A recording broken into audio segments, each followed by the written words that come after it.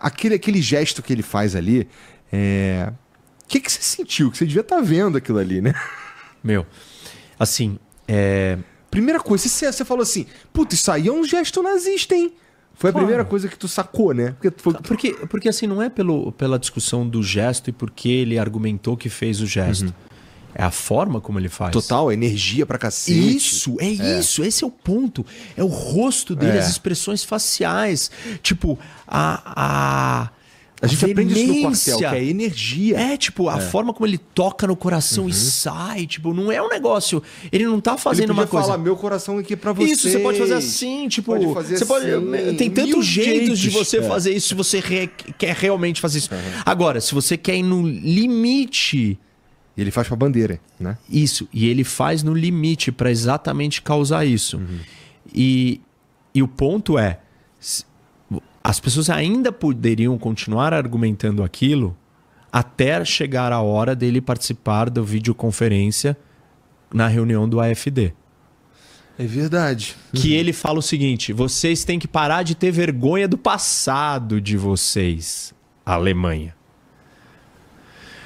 Bom, quando ele fala isso, quando ele faz os primeiros comentários antissemitas logo depois, ou um pouco antes, logo depois do ataque do Hamas, aí, né, o Netanyahu, todo mundo, levam ele para Israel, aí ele, tá bom. E aí todo mundo vai falar, não, mas ele gosta de Israel.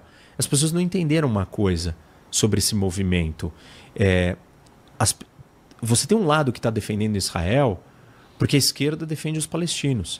Se a esquerda defende os palestinos, a direita, a polarização demanda que você vai para o outro lado.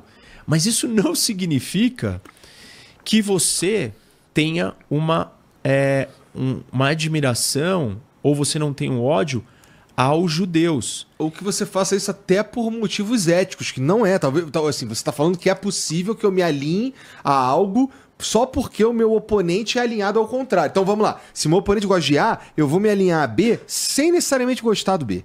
Isso. E aí tem aquele ponto que a gente falou da questão da polarização emocional, emotiva, por identidade.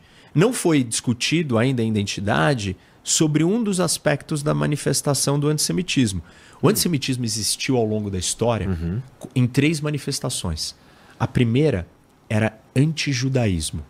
Religioso. Isso, era contra a religião. E aí veio com os primeiros cristãos, com a Igreja Católica dizendo, até antes disso, né, com os romanos, com os politeístas, como que vocês acreditam num só Deus? Nosso problema é com a religião de vocês. O antissemitismo se manifestou na forma de antijudaísmo. E aí a igreja, depois anos e anos, a história, Jesus, Cristo, matou, toda essa discussão. Aí veio a segunda fase do antissemitismo, que ele era anti-judeu, identificando o judeu como uma raça, como um ódio a um grupo de pessoas classificado dentro de uma raça, não a religião. E aí nós passamos dessa fase e veio a terceira manifestação. E a terceira manifestação o antissemitismo aparece no antisionismo. Que o sionismo é um movimento nacionalista dos judeus para terem o seu Estado. Que é igual ao movimento nacionalista brasileiro, francês, curdo. Qualquer movimento nacionalista, ele é excludente. Porque ele é da sua nação e não é dos argentinos. O movimento nacionalista brasileiro, ele não queria criar um Estado para os argentinos, ele queria criar um Estado para os brasileiros. O movimento nacionalista, ou sionista, judaico, ele quer criar um Estado para os judeus e não para os palestinos. Eles se viram. A ideia é, eu tô me virando aqui, tu se vira aí, pô. Isso, porque todo movimento nacionalista é assim. Ele é focado em si, ele não é focado no outro, senão não é nacionalista, senão é universal. É um movimento dos seres humanos, da humanidade, é um movimento, sei lá, qualquer coisa, menos de uma nação. Beleza. E aí o que acontece? Quem que criou esse negócio? Foram os soviéticos. A esquerda plantou a ideia do antisionismo. E ela fez isso quando percebeu que Israel se mudou para o lado dos Estados Unidos, quando percebeu que precisava dos países árabes para o seu lado, quando um monte de coisas foram acontecendo, e quem começou a falar disso foram os soviéticos. E por isso que hoje a gente entende essa conexão da esquerda com os islamitas. Entendi. Os islamitas, né, os islâmicos jihadistas radicais do Hamas. Porque isso já vinha de antes. Desde o começo da Guerra Fria ali, essa história já estava acontecendo. O que a direita de hoje, do Elon Musk e de alguns outros, outro nome que esse cara faz saudação nazista todos os dias que ele vai falar em público, Steve Bannon. Todas as vezes ele faz. E não tem disfarçar de mandar coração. Ele está fazendo a saudação. O que eles estão a favor aqui? Eles estão defendendo o sionismo, defendendo Israel. Mas no DNA íntimo lá no fundo, tem um negócio que conecta eles politicamente, que é o ódio à raça, que é a ideologia nazista, que é a ideologia do antissemitismo anti-judeu. Não anti-judaísmo e nem anti-Israel. Então, o cara tem um elemento que ele... Povo mesmo. Isso. Povo mesmo. Ele tem um elemento a favor de Israel por uma questão ideológica política, mas a raiz da ideologia dele, no final das contas, tem uma conexão com o antipovo. Entendido. E assim, o problema, ou a preocupação dessa história é que, ao longo do tempo, o antissemitismo ele é uma ideologia que une extrema-direita e extrema-esquerda. Ele é a única coisa comum que todos os lados viram e falam, tá bom, vamos se juntar contra aquele grupo.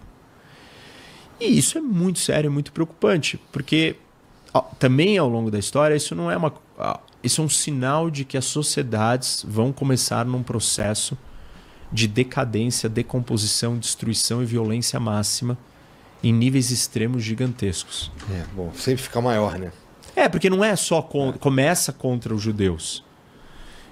Então é um alerta para todo mundo. Mas é muito grave. Steve Bannon, Elon Musk. E não dá para saber se o Elon Musk ele realmente tem uma plena compreensão do porquê isso, ou se ele só achou que esse é o sinal, os sinais para se comunicar com a turma dele. Com aqueles caras.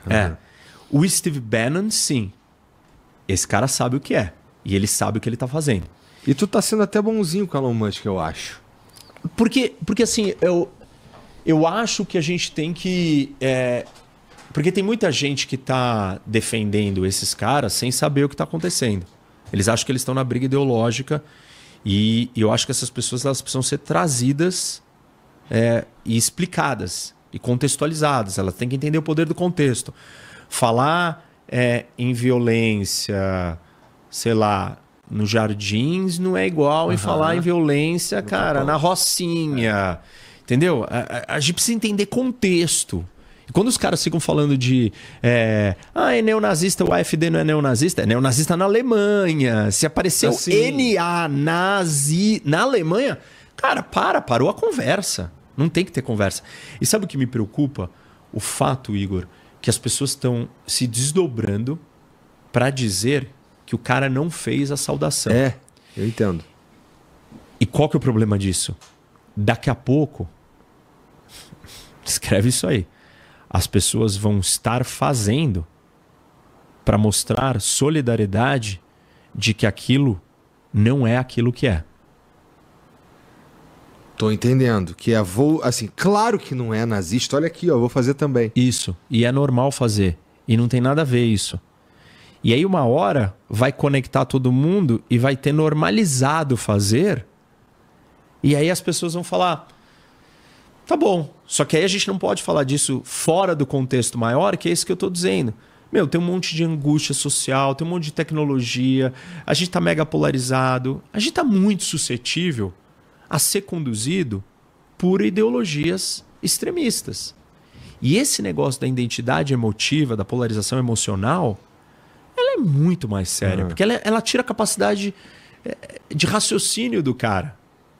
E não importa. Se o Vance começar a fazer saudação nazista... Tá certo, ele tá certo, porra. Por alguma razão. Eu sou Vance, dane-se. Porque eu sou Vance, é o que eu sou, eu não vou negar quem eu sou, eu não tenho identidade. Eu não tinha ninguém que me representava. Os esquerdistas máximos, os wokes todos não me representavam. Agora eu tenho um cara que me representa, eu vou ter que defender ele até a morte.